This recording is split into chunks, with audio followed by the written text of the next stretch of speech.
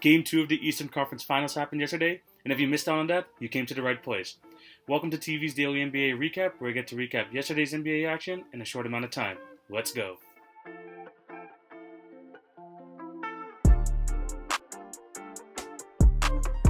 Oh, we are in the home stretch now. This is the Eastern Conference Finals Game 2, and the Miami Heat take the commanding 2-0 series lead over the Boston Celtics in a 106-101 victory.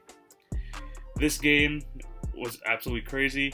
Goran Dragic scored 25 points, leading all scores for both teams.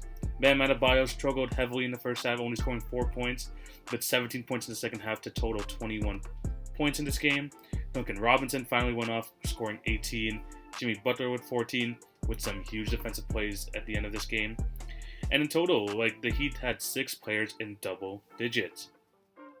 On the Boston Celtics side of things, they had some good contributions from their top 4 guys. Kemba Walker finally had a breakout game, scoring 23 points. Jaylen Brown with 21 points, including 13 in the fourth quarter. Jason Tatum with 21 points, and Marcus Smart with 14. It looked like the Boston Celtics came out ready to play, because they came out with their offense flowing. They were breaking down the Miami Heat defense quite easily, especially in that second quarter when they were able to end the first half winning by 13. And a lot of that had to do with, Enes Kanter being able to dominate inside. I mean, he only played some spot minutes, but finished with 9 points and 6 rebounds, 4 for 4. Kemba Walker was finally hitting shots. And it looked like, the Boston Celtics were finally finding that groove on the offensive end.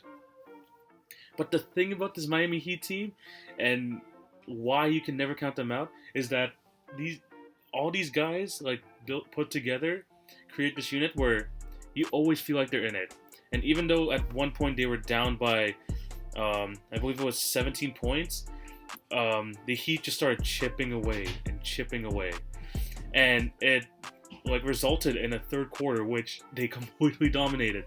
The Boston Celtics turned the ball over 7 times in that third quarter, and the Heat just dominated, scoring 37 points, only allowing Boston to score 17. And the thing was, that led to a 4-point lead going into the fourth quarter for Miami. And that was a lot to do with, not their top 2 guys in Jimmy Butler and Goran Dragic. I mean, Dragic was getting his scoring efforts here and there, and that's why they all added up to 25 points. But Duncan Robinson finally went off. Jay Crowder, after not scoring in the first half, hit 3 threes in the second half. Adebayo finally went off in the third quarter and was a big reason why they were able to come back. And even Tyler Hero was hitting shots. But when it came late into the game, like the Heat always do, their veterans, their top 2 guys, and Dragic and Butler, they came out and they were just ballers at the end of the game. Jimmy Butler, especially on the defensive end, those 2 steals, the one where he tipped it, saved the ball by throwing it behind his back right to, it was either Hero or Duncan Robinson, and then he went underneath the paint and got a dunk. And then the second steal, after Dragic hit the 3, he tipped the ball away from Jaylen Brown and dished it off to Jay Crowder for a bucket. Jimmy Butler, even though he only scored 14 points in this game, made 2 of the biggest plays in that game. And that's the thing with Jimmy Butler, which I keep preaching. He doesn't need the ball all the time, and that's what makes him such a good leader. He'll let the others do their thing, and the Heat have plenty of players you could just tell by the balanced scoring effort, 10 points each at the least from 6 players. They had a good balanced scoring effort, and Jimmy Butler, when it mattered the most, came through on the defensive end and on the offensive end. And then Goran Dragic, man, 25 points in this game. He was absolutely phenomenal, hitting shot after shot. The Heat just played a great game, and the Celtics, they sold. Kemba Walker had a good game, and even still, he couldn't outperform Goran Dragic. And people like Jason Tatum and Jaylen Brown, I don't think attempted enough shots, and they just could not break down that zone defense that the Heat were throwing at them. And it just completely took them out of their rhythm in the second half. I mean, like I said, 20 points, they got outscored by 20 in the third quarter, and they just looked flustered. They threw out the zone, the Heat were just rotating, and they just could not get into the flow of their offense. and that's what kind of led to the demise. I mean, even like when they had that 5-point game late, like the Heat's defense was just smothering them, and they just couldn't get it going. And now they're down 0-2 in a series.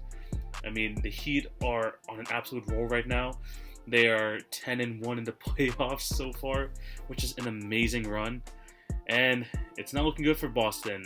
Their offense has definitely stalled, and they just need to find a way to kind of get back to the point where they were playing like against Toronto, because the Heat are definitely like have dominated them like in these, like, I mean, it wasn't not domination, but the Heat have definitely gone to their heads, and they're definitely have frustrated them these 2 games, and that's why they're down 0-2.